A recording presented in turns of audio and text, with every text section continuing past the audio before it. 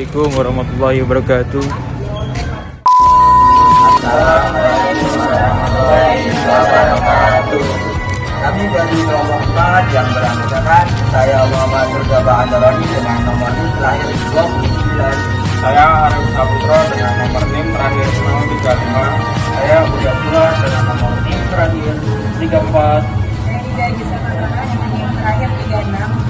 Saya Lupis Harinya dengan NIM terakhir 032. Saya Mitra dengan NIM 30. Saya Fiani dengan NIM 31.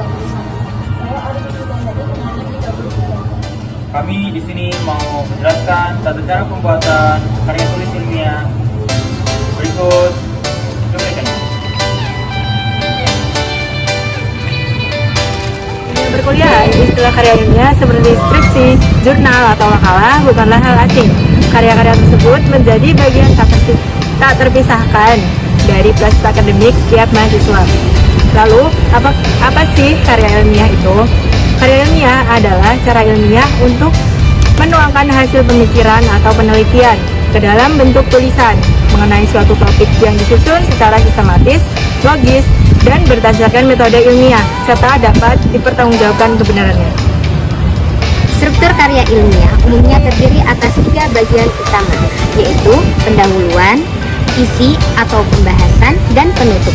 Bagian pendahuluan mencakup latar belakang, rumusan masalah, tujuan penulisan atau penelitian, serta manfaat karya ilmiah. Bagian isi atau pembahasan berisi landasan teori, metode penelitian jika ada, hasil dan analisis data, serta pembahasan hasil yang diperoleh. Sementara itu, bagian penutup mencakup kesimpulan, saran, dan daftar pustaka, serta dapat dilengkapi dengan lampiran bila diperlukan. Struktur ini membantu penyusunan karya ilmiah agar lebih sistematis, logis, dan mudah dipahami pembaca. Dalam menyusun sebuah karya ilmiah, ada beberapa langkah penting yang perlu diperhatikan agar penulisan menjadi lebih terarah dan berkualitas. Langkah pertama adalah memilih topik dan judul. Pilihlah topik yang relevan, menarik, dan sesuai dengan tujuan penulisan Anda. Setelah itu, tentukan judul yang informatif, singkat, serta mampu menarik perhatian pembaca atau penonton. Berikutnya, buatlah kerangka penelitian. Kerangka ini berfungsi untuk membatasi bahasan agar tetap fokus dan terstruktur, sehingga proses penulisan dapat berjalan lebih terarah. Langkah selanjutnya adalah merumuskan masalah dan tujuan. Susun rumusan masalah dalam bentuk pertanyaan yang jelas dan berhubungan dengan topik yang Anda angkat. Setelah itu, tetapkan tujuan penulisan serta jelaskan manfaat dari karya ilmiah yang akan Anda buat. Dengan mengikuti langkah-langkah ini, proses penulisan karya ilmiah akan menjadi lebih sistematis dan mudah untuk dikembangkan. Tahap pengumpulan informasi ada 2, yaitu kumpulan referensi dan kumpulan data. Kumpulan referensi berbanyak membaca berbagai sumber referensi seperti buku, jurnal ilmiah, atau laporan penelitian untuk mendukung gagasan Anda. Kumpulan data yaitu lakukan pengumpulan data yang valid dan relevan dengan topik penelitian Anda untuk mendukung setiap argumen dan pernyataannya. Sekarang kita sampai di tahap penulisan draft karya tulis ilmiah. Yang pertama, kalian bisa menulis latar belakang dengan menjelaskan alasan kenapa kalian mengangkat topik yang kalian pilih. Tampilkan fakta, fenomena, atau data pendukung. Lalu, tekankan kenapa topik itu penting untuk diteliti. Tunjukkan kesenjangan atau masalah yang ingin diselesaikan melalui penelitian. Yang kedua, mendeskripsikan metode dan analisis. Kalian bisa menjelaskan metode penelitian yang digunakan, misalnya eksperimen, survei, atau studi literatur. Paparkan langkah-langkah pengambilan data, lalu jelaskan teknik analisis yang dipakai untuk mengolah data. Pastikan metode disampaikan secara ringkas namun jelas. Yang ketiga, penyajian hasil dan pembahasan. Kalian bisa menampilkan hasil penelitian secara sistematis melalui tabel, grafik, atau ringkasan. Jelaskan arti dari hasil tersebut, lalu hubungkan temuan dengan teori atau penelitian sebelumnya. Berikan pembahasan yang logis, terarah, dan mudah dipahami.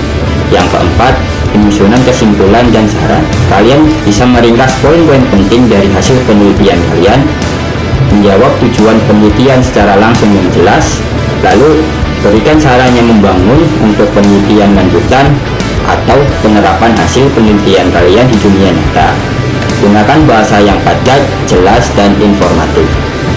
Tahap penyuntingan dan revisi. Yang pertama adalah lakukan revisi. Perbaiki draft tulisan dengan menambahkan, mengurangi, menghilangkan, atau menata ulang isi sesuai kebutuhan.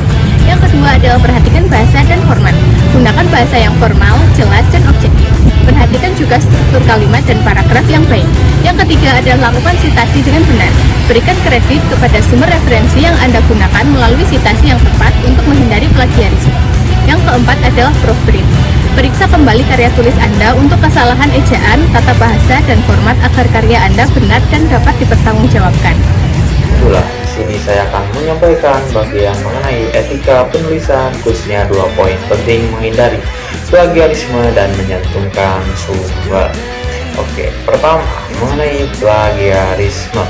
Plagiarisme adalah tindakan mengambil ide, kalimat, atau karya orang lain tanpa memberikan pengakuan yang semestinya. Ini termasuk menyalin dari buku internet, buku, atau karya teman tanpa izin atau tanpa menyebutkan sumbernya. Dalam kegiatan tulisan ilmiah, plagiarisme dianggap sebagai pelanggaran serius karena merusak kejujuran akademik dan membuat karya kita kehilangan nilai originalitas. Oleh karena itu, sebagian penulis kita harus memastikan bahwa setiap bagian yang kita tulis benar-benar berasal dari pemikiran kita sendiri. Atau jika kita mengambil informasi dari orang lain, kita menuliskannya kembali dengan bahasa kita sendiri dan tetap mencantumkan sumbernya. Kedua, mencantumkan sumber. Ketika kita mengutip atau merujuk gagasan orang lain, sangat penting untuk mencantumkan sumber secara jelas. Pencantuman sumber dilakukan untuk memberikan penghargaan kepada penulis asli, menunjukkan bahwa informasi yang kita gunakan dapat dipertanggungjawabkan. Sumber bisa berupa buku, jurnal, artikel, atau situs web yang terpercaya. Dengan mencantumkan sumber, karya tulis kita menjadi lebih kredibel dan dapat diuji kebenarannya oleh pembaca. Kesimpulannya, menghindari plagiarisme dan mencantumkan sumber adalah 2 etika dasar dalam penulisan karya ilmiah yang harus selalu kita junjung tinggi. Dengan menerapkan kedua hal ini, kita tidak hanya menjaga integritas akademik, tetapi juga menghasilkan karya tulis yang lebih berkualitas dan terpercaya. Etika penulisan yang ketiga dalam pembuatan karya ilmiah yaitu jujur terhadap data dan hasil. Jangan memanipulasi hasil penelitian agar terlihat hebat. Laporkan apa adanya meski hasil tidak sesuai dengan harapan.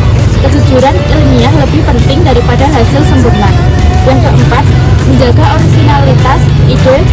Boleh terinspirasi dari penelitian sebelumnya, tetapi harus dikembangkan lagi. Tulis dengan gaya dan analisis sendiri. Gunakan alat cek plagiarisme seperti Cognition, Grammarly, Lexicon, dan lain sebagainya sebelum dikumpulkan.